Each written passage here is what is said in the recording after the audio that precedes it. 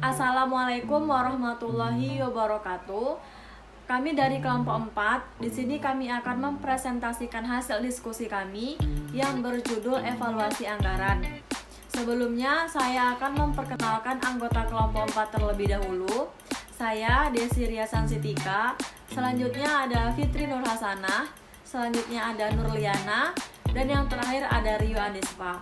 Materi pertama akan dijelaskan oleh saya, yaitu tentang pengertian evaluasi. Evaluasi sendiri merupakan prosedur atau cara membandingkan informasi hasil kerja suatu kegiatan dengan tujuan yang telah ditetapkan. Hasil dari evaluasi ini dapat digunakan untuk memperbaiki, mempertahankan, ataupun mengakhiri suatu program kegiatan perusahaan. Hasil dari evaluasi ini juga dapat digunakan sebagai perencanaan pembentukan strategi yang lebih baik di masa yang akan datang. Selanjutnya, macam-macam evaluasi. Evaluasi sendiri terbagi menjadi dua. Yang pertama ada evaluasi formatif dan yang kedua ada evaluasi sumatif. Evaluasi formatif. Evaluasi ini dilakukan dengan tujuan untuk memperbaiki kegiatan yang sedang berjalan. Evaluasi formatif lebih bersifat jangka pendek. Manfaat dari evaluasi formatif sendiri ialah memberikan umpan balik kepada manajer program tentang kemajuan hasil yang dicapai serta hambatan-hambatan yang telah dilalui atau tentang hambatan-hambatan yang dihadapi. Yang kedua ada evaluasi sumatif. Evaluasi ini dilakukan dengan tujuan untuk melihat secara keseluruhan hasil program yang telah selesai dilaksanakan. Evaluasi ini dilakukan pada akhir program untuk melihat hasil keseluruhan dari program tersebut. Hasil dari evaluasi ini dapat memberikan jawaban atas kesesuaian antara hasil yang telah dicapai dengan tujuan awal program dilaksanakan. Selanjutnya, ruang lingkup evaluasi. Evaluasi sendiri jelas bersangkutan langsung dengan sistem di luar organisasi, baik itu suprasistem, subsistem, maupun sistem lain yang saling bersangkutan. Ada dua pandangan mengenai ruang lingkup evaluasi ini. Yang pertama ada evaluasi internal dan yang kedua ada evaluasi eksternal. Evaluasi internal. Evaluasi internal jelas dan nyata menjadi tanggung jawab manajer. Manajerlah yang bertugas memberikan tugas kepada evaluator sehingga tidak ada masalah dalam penentuan keputusan. Dan yang kedua ada evaluasi eksternal. Evaluasi eksternal ini diperlukan agar lebih objektif. Maksudnya agar lebih sesuai dengan data dan fakta yang didasari oleh pengetahuan ilmiah. Selanjutnya ada proses evaluasi. Terdapat 4 tahapan dalam proses evaluasi. Yang pertama ada dimensi kegiatan berpikir secara konseptual. Dimensi ini terdiri dari formulasi tujuan, sasaran, dan manfaat evaluasi. Formulasi tujuan maksudnya ialah tujuan seperti apa yang ingin dicapai oleh perusahaan sehingga membutuhkan evaluasi. Dan yang kedua adalah sasaran. Sasaran atau incaran seperti apa yang diinginkan oleh perusahaan. Dan yang ketiga adalah manfaat evaluasi. Maksudnya ialah manfaat apa yang diberikan ketika perusahaan melakukan evaluasi terhadap suatu program. Yang kedua, dimensi kegiatan operasional. Dimensi ini merupakan tahapan pengumpulan informasi, baik itu melalui wawancara maupun melalui observasi. Yang ketiga ada dimensi kegiatan penilaian. Dimensi ini berisikan tentang derajat keberhasilan, identifikasi masalah, faktor-faktor penunjang dan penghambat program, dan sebab ketidakberhasilan suatu program. Dan yang keempat ada dimensi kegiatan tindak lanjut. Dimensi ini berisikan tentang rekomendasi tindak pemecahan masalah, feedback evaluasi, dan juga follow up atau monitoring dari pelaksanaan tindak koreksi. Mekanisme evaluasi.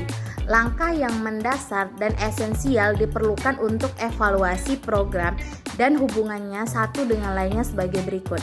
Yang pertama, deskripsi program, tujuan, dan sasaran spesifik. Yang kedua, penetapan kriteria evaluasi. Yang ketiga, pemilihan desain evaluasi. Yang keempat, pengumpulan data penelitian. Kelima, analisis data. Dan yang terakhir adalah laporan hasil evaluasi. Evaluasi anggaran. Anggaran adalah rencana rinci tentang perolehan dan penggunaan sumber daya keuangan dan sumber daya lainnya untuk suatu periode tertentu. Oleh karena itu, rencana yang disusun dinyatakan dalam bentuk unit moneter sehingga anggaran seringkali disebut juga dengan rencana keuangan. Penganggaran merupakan komitmen resmi manajemen yang terkait dengan harapan manajemen tentang pendapatan, biaya, dan keberagaman transaksi keuangan dalam jangka waktu tertentu di masa yang akan datang. Evaluasi anggaran menunjuk pada luasnya perbedaan anggaran yang digunakan kembali oleh individu, pimpinan departemen, dan digunakan dalam evaluasi kinerja mereka. Ginting dan Munawar menemukan bahwa evaluasi anggaran berpengaruh terhadap perilaku aparat pemerintah. Hal ini menunjukkan bahwa dalam menyiapkan anggaran, mereka selalu melakukan kegiatan evaluasi, kegiatan-kegiatan yang telah diprogramkan. Tetapi pada saat pelaksanaan, mereka tidak melakukan evaluasi terhadap kegiatan yang telah dilakukan, sehingga membuat kinerja menjadi rendah. Fungsi anggaran. Menurut Mulyadi tahun 2001, anggaran memiliki beberapa fungsi, yaitu yang pertama, anggaran merupakan hasil akhir proses penyusunan rencana kerja.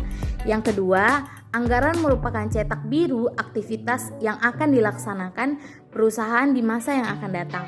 Yang ketiga, anggaran berfungsi sebagai alat penghubung berbagai unit organisasi dalam perusahaan yang menghubungkan manajer bawah dengan manajer atas. Yang keempat, anggaran berfungsi sebagai tolak ukur yang dipakai sebagai pembanding hasil operasi sesungguhnya. Yang kelima, anggaran berfungsi sebagai alat pengendalian yang memungkinkan manajer menunjuk bidang yang kuat dan yang lemah bagi perusahaan. Anggaran berfungsi sebagai alat untuk mempengaruhi dan memotivasi manajer dan karyawan agar sentiasa bertindak secara efektif dan efisien sesuai dengan tujuan organisasi. Baiklah, selanjutnya saya akan menjelaskan tentang manfaat anggaran. Nah, manfaat anggaran ini dibagi menjadi 3 bidang. Dan yang pertama itu dalam bidang perencanaan. Manfaat dalam bidang perencanaan ini salah satunya yaitu budget itu bermanfaat untuk membantu manajer meneliti dan mempelajari masalah-masalah yang berhubungan dengan kegiatan yang akan dilakukan. Nah, manfaat yang kedua dalam bidang perencanaan yaitu budget yang disusun itu waktu panjang dan mengerahkan seluruh tenaga dalam perusahaan dalam menentukan arah atau kegiatan yang paling menguntungkan. Nah, manfaat yang ketiga yaitu untuk membantu atau menunjang kebijaksanaan perusahaan. Yang keempat yaitu menentukan tujuan perusahaan. Nah, yang kelima membantu menstabilkan kesempatan kerja yang tersedia. Nah, yang terakhir yaitu mengakibatkan pemakaian alat-alat fisik secara lebih efektif. Nah, yang kedua manfaat anggaran itu dalam bidang koordinasi. Nah, dalam bidang koordinasi ini manfaat anggaran itu yang pertama yaitu membantu mengkoordinasikan faktor manusia dengan perusahaan.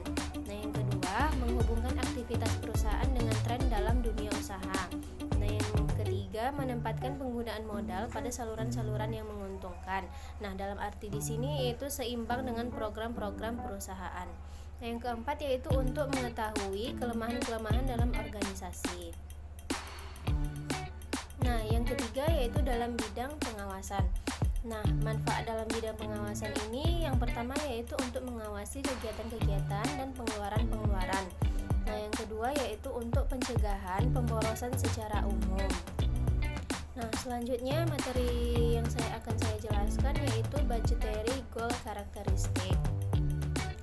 Nah, di sini Keynes tahun 1979 telah mengemukakan 5 budgetary goal characteristic. Nah, yang pertama yaitu partisipasi penyusun anggaran. Nah, menurut Brownell tahun 1982, partisipasi anggaran itu adalah tingkat keterlibatan dan pengaruh individu dalam penyusunan anggaran. Nah, sedangkan menurut Chong tahun 2002 menyatakan sebagai proses di mana bawahan atau pelaksanaan anggaran diberikan kesempatan untuk terlibat dalam dan mempunyai pengaruh dalam proses penyusunan anggaran. Nah, partisipasi anggaran menunjukkan pada luasnya partisipasi bagi aparat pemerintah daerah dalam memahami anggaran yang diusulkan oleh unit kerjanya dan pengaruh tujuan pusat pertanggungjawaban anggaran. Nah, yang kedua yaitu kejelasan sasaran anggaran. Nah, kejelasan sasaran anggaran ini dia menggambarkan luasnya sasaran anggaran yang dinyatakan secara jelas dan spesifik ya, dan dimengerti oleh pihak yang bertanggung jawab terhadap pencapaiannya. Dan kejelasan dan spesifikasi sasaran anggaran itu mempunyai dampak yang positif terhadap komitmen pencapaian sasaran dan timbulnya kepuasan terhadap pegawai. Di sini saya akan melanjutkan hasil presentasi atau memaparkan materi dari saudari Yana ya. Nah, pembahasan saya yaitu evaluasi anggaran. Evaluasi anggaran kita harus mengetahui apa itu definisinya.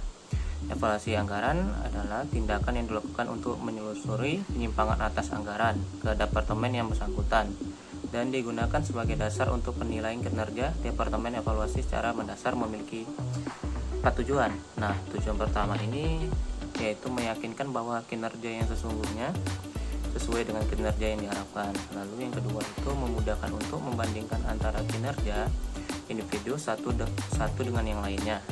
Lalu yang ketiga, sistem evaluasi kinerja dapat memicu suatu isyarat tanda bahaya dan memberi sinyal mengenai masalah-masalah yang mungkin terjadi.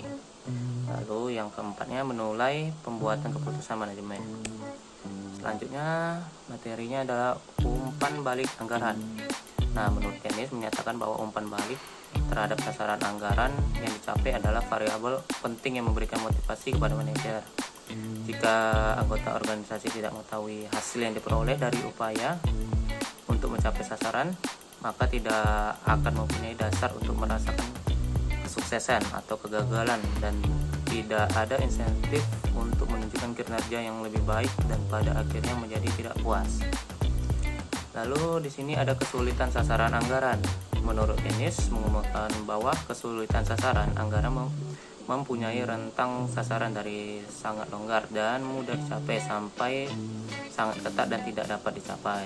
Lalu di sini juga ada menurut Loko menyimpulkan bahwa sasaran anggaran yang lebih sulit akan mengakibatkan kinerja yang lebih baik dibandingkan dengan sasaran anggaran yang lebih mudah. Baik, sekian hasil presentasi kami. Apabila kami ada salah mohon dimaafkan. Wassalamualaikum warahmatullahi wabarakatuh.